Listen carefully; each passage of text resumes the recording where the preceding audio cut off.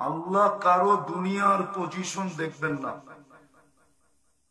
দুনিয়ার পজিশন দুনিয়ার মানুষ দেখে। এই জন্য দুনিয়া যুবকের যৌবন দেখে, নারীর নারীত্ব দেখে, পুরুষের পুরুষত্ব দেখে, রূপসীর রূপ দেখে, শিক্ষা দীক্ষা দেখে। এটা দুনিয়ার রীতি আর নীতি। যে আল্লাহ আমাদেরকে অস্তিত্ব দিয়া সাজাইছেন, এক ফোঁটা পানির থেকে, এক ফোঁটা পানিও না, এক ফোঁটা পানিকে 2.5 লক্ষ ভাগ করার পরে এক ভাগে যা আসছে, ওটার থেকে আল্লাহ আমাদেরকে অস্তিত্ব দিয়েছেন। তো যে আল্লাহ এক ফোঁটা নিকৃষ্ট পানির থেকে অস্তিত্ব দিয়ে সাজাইছেন, উনি দুনিয়ার পজিশন দেখবে না। ভালো মতে বুঝি, কেননা ইচ্ছা স্বাধীনতা দিছে বিদায় দুনিয়াতে যেমন খুশি তেমন চলা যায়, যেমন খুশি তেমন করা যায়। ইচ্ছা স্বাধীনতা দিছেন। ইচ্ছা স্বাধীনতা যদি না দিতেন, যে খুঁটি ছাড়া আকাশ দাঁড় করাইতে পারে, অথচ আকাশ আল্লাহর বিন্দু মাত্র, শুধু আমাদেরকে ছায়া দেন বিদায়, আমাদের দুনিয়ার ছাদ বিদায়, ছাদের কাজ করে, কিচ্ছু ভোগ করে না। কিন্তু আমরা 24 ঘন্টা আল্লাহর নুন খাই। 24 ঘন্টা আল্লাহরটা ব্যবহার করি। আমি যদি বাকশক্তি ব্যবহার করে থাকি, এটাও আল্লাহর দেওয়া। এই জন্যই তো আল্লাহ বলছেন, আতাইতুকা লিসানান তানতিকু বি, আমি তোকে বাকশক্তি দিছি বিদায় তুই বলতে পারিস।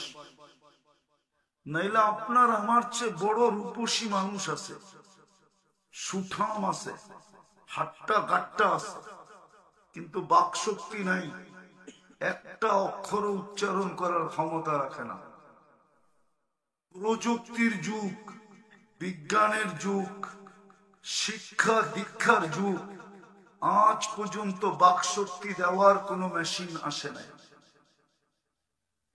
এইদিকে এইদিকে এইদিকে কথা লম্বা হবে না, কিন্তু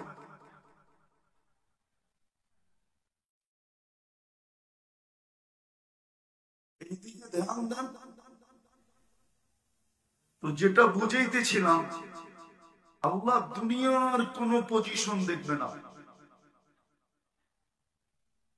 দুনিয়ার পজিশন দুনিয়ালারা দেখে, ওদের কাছে পজিশনের বড় দাম আছে, কিন্তু আল্লাহর কাছে কোনো পজিশনের দাম নাই।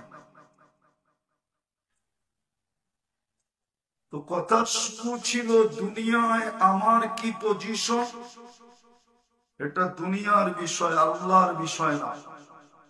যিনি এক ফোঁটা পানির থেকে অস্তিত্ব দিয়া এরকম ভাবে সুন্দর ভাবে সাজায়া যুবককে যৌবন দিয়া ফুটাইছেন, পুরুষকে পুরুষত্ব দিয়া ফুটাইছেন, নারীকে নারীত্ব দিয়া ফুটাইছেন, যে আল্লাহ শিক্ষিতকে শিক্ষা দিয়া ফুটাইছেন, দীক্ষিতকে দীক্ষা দিয়া ফুটাইছেন,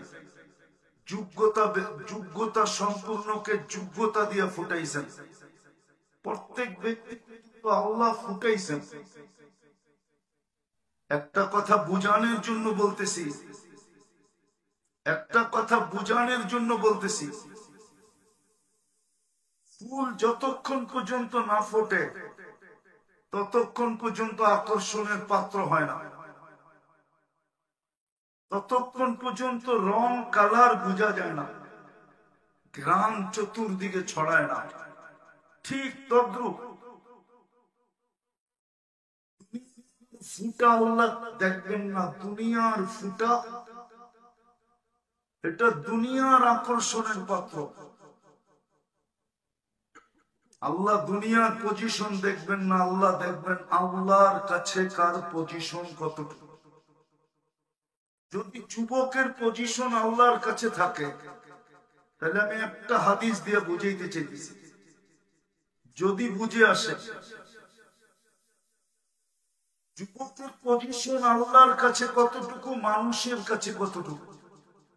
মানুষের কাছে কতটুকু, ওই আলোচনার দিকে যাওয়ার প্রয়োজন মনে করি না, যে মানুষের কাছে যুবকের পজিশন কতটুকু।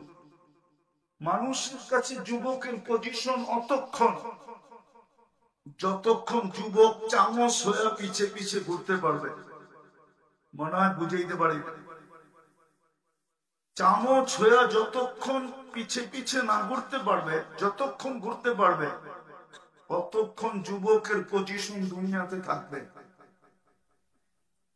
চামচ হওয়া বাদ দাও, তোমার কোনো পজিশন নেই। মনে হয় বুঝাইতে পারি না। তো আল্লাহর কাছে পজিশন কতটুকু? যুবক যদি আল্লাহর কাছে পজিশন অর্জন করলো, অবস্থান অর্জন করলো, তাহলে আল্লাহ নিজে বলতেছেন লাউলা শাবাবা খুশা। ওই যুবক যদি দুনিয়াতে না থাকতো, যারা নিজেকে আল্লাহর ভয়ে লজ্জাপতির মতো গুটায় নিছে, আল্লাহ কসম খায় বলতেছেন লাজালতুস সামা হাদিদা, আমি আকাশকে লোহার বানায় দিতাম, ওয়াল আরদা সাফসাফা, জমিনকে তামার বানায় দিতাম, ওমা আনজালতু মিনাস সামাই কাতরা, বৃষ্টির একটা ফোঁটা না, ওমা আমবাততু মিনাল আরদি হাব্বা, জমিন থেকে একটা শস্যের দানা না, বাল আনজালতু আলাইহিমুল আযাবা সাব্বা, একের পরে এক আযাব দিয়ে ধ্বংস করে দিতাম। 2020-এ 21-এ দুনিয়া বিপর্যয় দেখছে, অথচ বলুক আপনাদের নেতা, একটা করোনা ভাইরাস একটা মানুষের তুলনায় কয়শো কোটি গুণ বড় ছিল? কতটুকু বড়? করোনা ভাইরাসটা মানুষের তুলনায় কত বড় ছিল? 20 লক্ষ একত্রিত করলে 1 গ্রাম ওয়েট হয় না, 1 গ্রাম 20 লক্ষ। এখন WHO তে সার্চ দেন, WHO তথ্য বলতেছি 20 লক্ষ ভাইরাস একত্রিত করলে 1 গ্রাম ওয়েট হয় না, 1 গ্রাম। তাইলে একটার ওয়েট কতটুকু? খালি চোখে তো দেখা যায় না, যতক্ষণ পর্যন্ত এটাকে জুম না করা হতো, জুম কম্পিউটার দিয়ে এটাকে জুম করলে দেখা যেত খালি